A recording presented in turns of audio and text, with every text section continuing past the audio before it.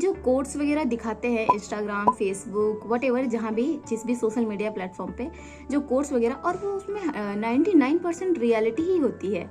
बस जब आप पे बीतती है तब आपको समझ में आता है। हाय एवरीवन, कैसे आप सभी लोग? उम्मीद करती हूँ आप सभी अच्छे होंगे। और क्या ही एक्सपेक्ट करूँ, इतनी गर्मी पड़ रही है 2-3 दिनों से, इतनी ज़्यादा कि हालत इतनी ख़राब हो गई है कि पूछो ही मत। सो आई होप कि अच्छे होंगे आप लोग और पढ़ाई भी अच्छे से कर रहे होंगे। और मेरी पढ़ाई तो कुछ दिनों से बस चल रही है, किसी तरीके से मैनेज हो रही है, बिकॉज़ इतने हाई टेम्परेचर में पढ़ना मुश्किल है, बहुत मुश्किल है। और अभी भी मैं वीडियो रिकॉर्ड करने के लिए फ़ैन ऑफ की हूँ, गर्मी बहुत लग रही है। सो पिछले कुछ दिनों से हम सब जैसा कि महसूस कर पा रहे हैं, गर्मी इतनी ज़्यादा बढ़ गई है कि पूछो ही मत। 43 and 44 degree temperature is not easy, मतलब हालत ख़राब। और इतनी भयंकर गर्मी में ना मेंटल स्ट्रेस भी बहुत ज़्यादा हो रहा है, बात बात पर चिड़चिड़ापन महसूस हो रहा है। अपनी बात बता रही हो, मतलब किसी से ढंग से बात भी नहीं कर पा रही हो, अननेसेसरी किसी से ज़्यादा बात करने का मन नहीं कर रहा है, एंड अपने आप चिड़चिड़ापन सा महसूस होने लग रहा है। कोई ज़्यादा बकबक कर रहा है तो उसको भी मन कर रहा है पकड़ के कूट दूँ।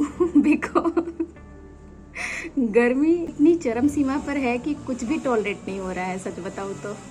और ऊपर से पीरियड्स, इसमें अलग ही मूड स्विंग्स होते हैं। सो कुल मिला के अभी बिल्कुल अच्छा नहीं चल रहा है, एंड किसी तरीके से स्टडी मैनेज कर रहे हैं, क्योंकि इससे कॉम्प्रोमाइज़ नहीं कर सकते हैं। बट डेली की तरह उतना प्रोडक्टिव तरीके से पढ़ाई नहीं हो पा रहा है, बट इट्स ओके, धीरे धीरे आ जाएंगे ट्रैक पर। बिकॉज क्लाइमेट चेंज का सीधा इफेक्ट, जहाँ तक मैं महसूस कर पा रही हूँ, मेंटल स्ट्रेस से दिमाग ही हिल जा रहा है, दिमाग सही हो ही नहीं रहा है। बिकॉज जब आप अंदर से चिड़चिड़ापन महसूस करते हो ना, तो फिर आप सामने पॉजिटिव एनर्जी दे ही नहीं पाते हो। ऐसा मेरे साथ होता है और मैं जल्दी ही इरिटेट हो जाती हूँ। मुझसे कोई भी बात करता है या फिर नॉर्मल कोई हंसी मजाक भी कर रहा है, तो पता नहीं क्यों सडनली मुझे बहुत गुस्सा आने लग रहा है। गर्मी से मैं पागल हो जाऊंगी। एंड मेरी बहन का कहना है, मजाक में ही वो कहती है, एंड उसकी बात सुन के तो मुझे और भी हंसी आती है। उसका कहना है कि मरोगे बाद में, पहले पागल होगे। भयंकर गर्मी पड़ रही है। सो जोक्स अपार्ट, कल यूपीएससी का रिजल्ट आया प्री का। सो जिनका हुआ है उनको बहुत बहुत बधाइयाँ, और अपने मेंस के प्रिपरेशन के लिए आप लोग लगिए अच्छे से। एंड जिसका नहीं हुआ है, ये टाइम थोड़ा टफ होता है, खुद पे बीती हुई बात बता रही हूँ। जिस दिन रिजल्ट आता है और आपका रोल नंबर पीडीएफ लिस्ट में नहीं रहता है, तो वो जो फीलिंग होती है ना, वो ट्रस्ट में मैं भी फील कर सकती हूँ उस चीज़ को। तो निराश नहीं होना है। आई नो थोड़ी देर के लिए आप निराश हो सकते हो, बट कि जो कमियां रह गई हैं, और आप ही जानते हो, आपको कोई दूसरा नहीं बताएगा कि क्या कमियां रह गई हैं, तो आपको उस पर काम करना है। कि आपने टेस्ट की प्रैक्टिस अच्छे से नहीं की, या फिर कॉन्सेप्ट क्लियरिटी में थोड़ी दिक्कत रह गई, जो भी होगा व्हाटएवर, उस पर आपको काम करना है।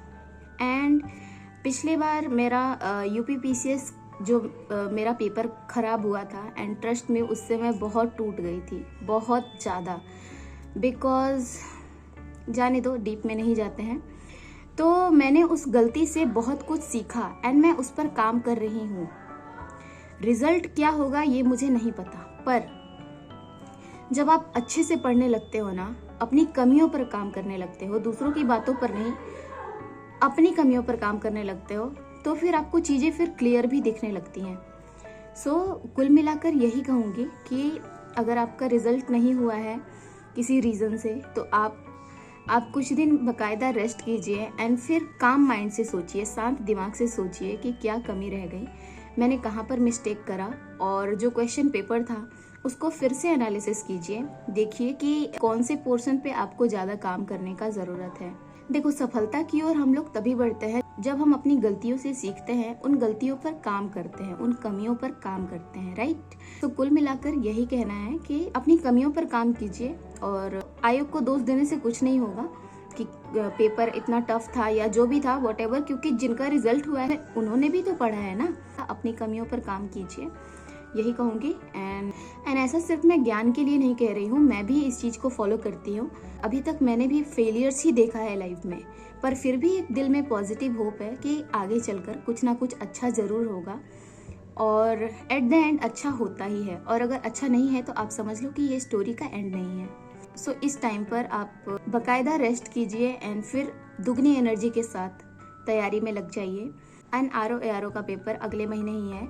सो जो लोग सिर्फ RO का पेपर पे फोकस कर रहे हैं मेरी तरह, तो आप लोग भी मेहनत करते रहिए। और टेस्ट और रिवीजन यही 2 चीज़ हैं। तो गर्मी बहुत लग रही है। टेस्ट और रिवीजन यही 2 चीज़ है जिस पर आपको काम करना है अच्छे से। एंड जितनी ज़्यादा आप टेस्ट और रिवीजन की प्रैक्टिस करोगे, कॉन्फिडेंट उतना ही बूस्ट होगा। एंड गर्मी तो बहुत है बहुत ज़्यादा, बर्दाश्त करने से बाहर गर्मी है। एंड इन दिनों इधर लाइट भी बहुत कट रहा है।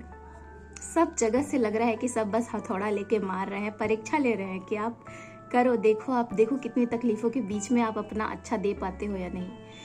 सो देंगे ना, बिल्कुल देंगे अच्छा। सो चलो मिलते हैं आपसे नेक्स्ट किसी स्टडी व्लॉग में। तब तक के लिए अपना ध्यान रखिए, पानी पीते रहिए और स्ट्रेस कम लीजिए और अच्छा खाना खाइए जो पेट को ठंडा रखे। ज़रूरत पड़ने पर ही बाहर जाइए, और जब भी बाहर जाइए लड़के लोग या जो मेल हैं वो गमछा लेकर के, लाइक वाइट वाला गमछा जो होता है, एंड लड़कियाँ अपना स्टॉल लेकर के, बिकॉज बाहर एकदम मुंह जला देने वाली गर्मी है, बहुत भयंकर। सो यही सब चीज़ें हैं। और चलो मिलते हैं आपसे नेक्स्ट वीडियो में। तब तक के लिए अपना ध्यान रखिए, पढ़ाई करते रहिए और हमेशा अच्छा सोच के पढ़ाई कीजिए। आप अपने बारे में अच्छा सोचिए, बाकी बुरा सोचने के लिए पूरी दुनिया है। एंड अब मुझे समझ में आता है ना लाइफ के इस स्टेज पर कि जो कोट्स वगैरह दिखाते हैं इंस्टाग्राम, फेसबुक, व्हाटएवर, जहाँ भी जिस भी सोशल मीडिया प्लेटफॉर्म पे जो कोट्स वगैरह, और वो उसमें 99% रियलिटी ही होती है। बस जब आप पे बीतती है तब आपको समझ में आता है। सो चलो मिलते हैं आपसे नेक्स्ट वीडियो में। तब तक के लिए अपना ध्यान रखिए और पढ़ाई करते रहिए। Bye bye.